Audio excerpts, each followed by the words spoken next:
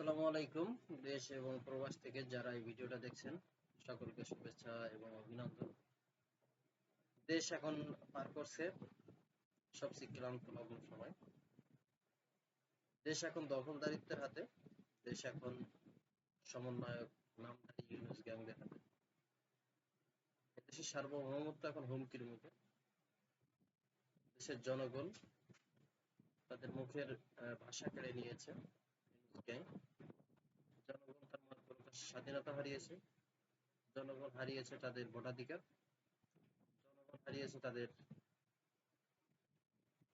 দেশের নাগরিকের অধিকারগুলো। এদেশে এখন কোনো অধিকার নাই। এদেশে এখন কোনো বিচার নাই।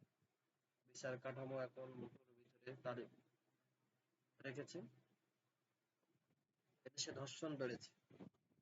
নির্বাচিত সরকার থাকলে এদেশে ধর্ষণের হার এত বাড়ত না। এদেশে এখন দখলদার, ধর্ষণ, জুলুমকারী এদেশের সংখ্যা এখন বেড়েছে। চাঁদাবাজিদের চাঁদাবাজ বেড়েছে। ব্যাংকগুলো লুট চলছে। পথ দখল চলছে। রিক্সাওয়ালাদের পেটে লাথি চলছে। ছাত্রদেরকে ব্যবহার করা শেষ হয়েছে। ছাত্রদেরকে এখন পিটানোর পরিকল্পনা চলছে। যাদের কথায় এদেশের মানুষ জীবন দিল, তারা আজ চেয়ারে বসে ভুলে গেছে তাদের পুরোনো দিনের কথা। এদেশের ছাত্রদেরকে যেভাবে ব্যবহার করেছে তারা, জনতাকে যেভাবে ব্যবহার করেছে, এদেশের জনপ্রতিনিধিদেরকে দেশ ছাড়া করেছে, বেশিরভাগদের গ্রেপ্তার করেছে। এদেশে হত্যার সংখ্যা বেড়েছে। এদেশে এখন কোনো মানুষ দিনের বেলায় পথ চলতে পারে না, নিরাপত্তা। এদেশের কোনো মা বাবা তাদের সন্তানকে এখন কলেজে দিয়ে শান্তিতে নেয়। এদেশে সাম্যর মতো লোকদেরকে হত্যা করা হয়। যে সাম্য ছিল ছাত্রদলের একজন নেতা, ছাত্রলীগদের তো মারছেই, এখন চলছে ছাত্র দলের উপর।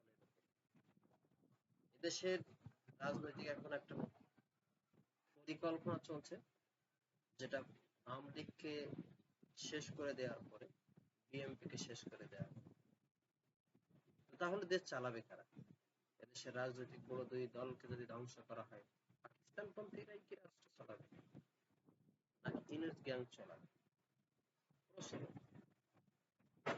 আজকে কথা বেশি বাড়াবো না, কয়েকটা কথা বলতে চাই, কয়েকটা কথা জানাতে চাই।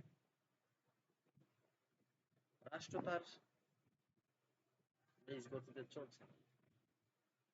এদেশের রাষ্ট্র চলছে পাকিস্তানের পরাজিত শক্তির প্রেসক্রিপশন। এদেশে পুলিশদেরকে হত্যা করা হয়েছে। এদেশে ঢাকা ইউনিভার্সিটি, যে ইউনিভার্সিটি থেকে এই বৈষম্যের কথা বলে সরকার পতন করা, বৈষম্য আমরা কেউই চাই না। আমরা কেউই চাই না। মেধারই জয় সর্বোচ্চ, শেখ হাসিনা সর্বশেষ। এটা তো একটা আইনি প্রক্রিয়া ছিল এবং শেখ হাসিনা সে আইনি প্রক্রিয়া কোটাকে বাতিল করে, কিন্তু তারা কোটাকেই বাতিলের কোনো পরিকল্পনা ছিল না। এদেশের জনগণ এটা বুঝতে পারেনি। এদেশের জনগণকে পুশ আপ করা হয়েছিল, মোটিভেটেড করা হয়েছিল, এমন ভাবে সম্পৃক্ত করা হয়েছিল, এমন অবস্থা যদি হবে, যদি জানতো এদেশের জনগণ, এদেশের জনগণ কখনো এভাবে মাঠে নামতো। ইতিহাসে এরকম কোন রেকর্ড এবং নজির নাই। বঙ্গবন্ধু তার ৭ই মার্চের ভাষণে বলেছিল, এবারের সংগ্রাম স্বাধীনতার সংগ্রাম, এবারের সংগ্রাম মুক্তির সংগ্রাম। যার কথায়, যার বাণীতে দেশের ছাত্র জনতা, কৃষক, শ্রমিক, ধর্মীয় ধর্মের বাইরে যারা, সবাই মানে সাম্প্রদায়িকতা,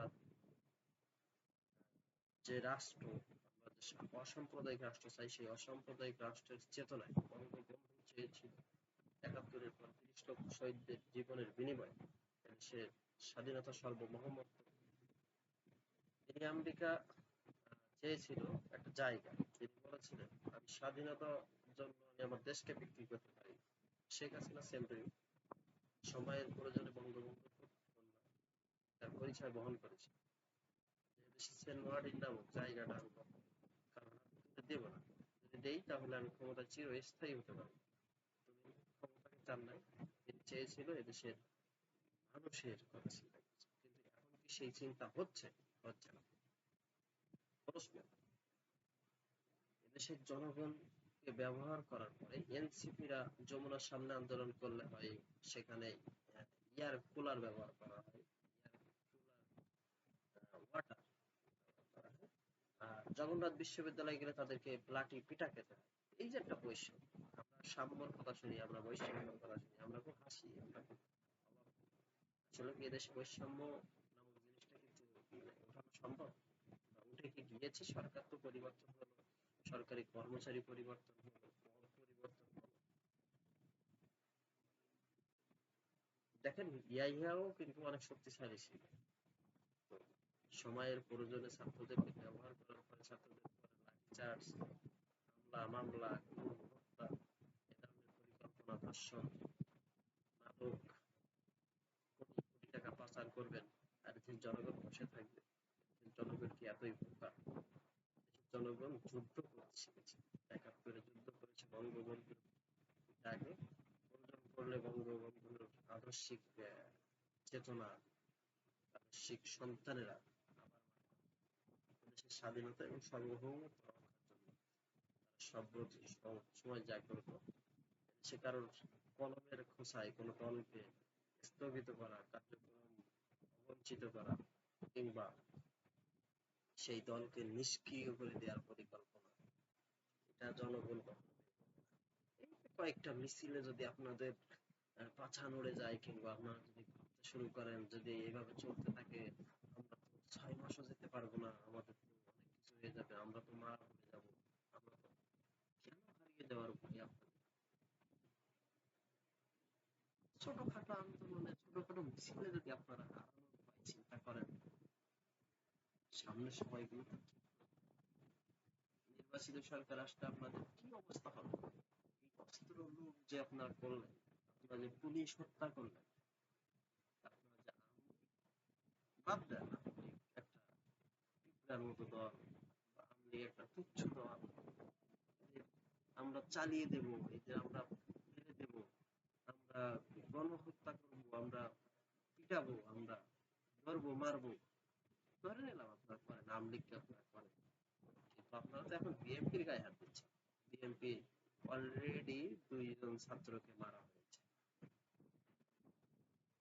এক সাম্য, আর একটা চালিয়ে দেওয়া হলো মেয়েদের মেয়েলি কেসে। এভাবে যে বিএনপিদেরকে, ছাত্র দলগুলোদের নিধনের একটা পরিকল্পনা আপনারা করছেন, আর এনসিপি আপনারা খুব জাগ্রত হয়ে আপনারা আপনারাই সরকার, আপনারা আলটিমেটাম দিচ্ছেন, আপনাদের সব কথাই রাখছে, তাহলে আপনারাই দেশ চালাচ্ছেন, আর এদেশের নির্বাচিত বৃহত্তম রাজনৈতিক দলদেরকে ধ্বংস করে আপনারাই যে ক্ষমতায় আসার পরিকল্পনা করছেন, আপনাদের দলই যে ক্ষমতায় যাবে সে ধরনের বার্তা যে মেসেজ হিসেবে আপনারা সবাইকে দিচ্ছেন, মেসেজটা খুবই ভয়াবহ। ধরনের চিন্তা যদি করেন, বিএনপি কখনো বসে থাকবে না। আওয়ামী লীগ যদি মাঠে নামে আপনাদের কারোর পিঠের চাল থাকবে না। এত ভয় পেলে চলবে কিভাবে? রাজনীতি করতে এসেছেন, এদেশের জনগণের জন্য আপনারা জীবনটা বিলিয়ে দিতে এসেছেন, ভয় পেলে চলবে? আপনাদের মাত্র কেবল বোতল মারা শুরু হয়েছে। ইভেন একটা ছাত্র বলতেছিল যে বোতল না, জুতা পিটা করলে বেশি ভালো লাগতো। এ ধরনের কথাও আপনাদের শোনা লাগছে কয়েকটা মাসের ব্যবধানে। আজ এ পর্যন্তই। ভালো থাকবেন, সুস্থ থাকবেন। অন্য কোনো একটা ভিডিও বা টপিকে আপনাদের সাথে আরো পূর্ণ আলোচনা করবো। আসসালামু আলাইকুম।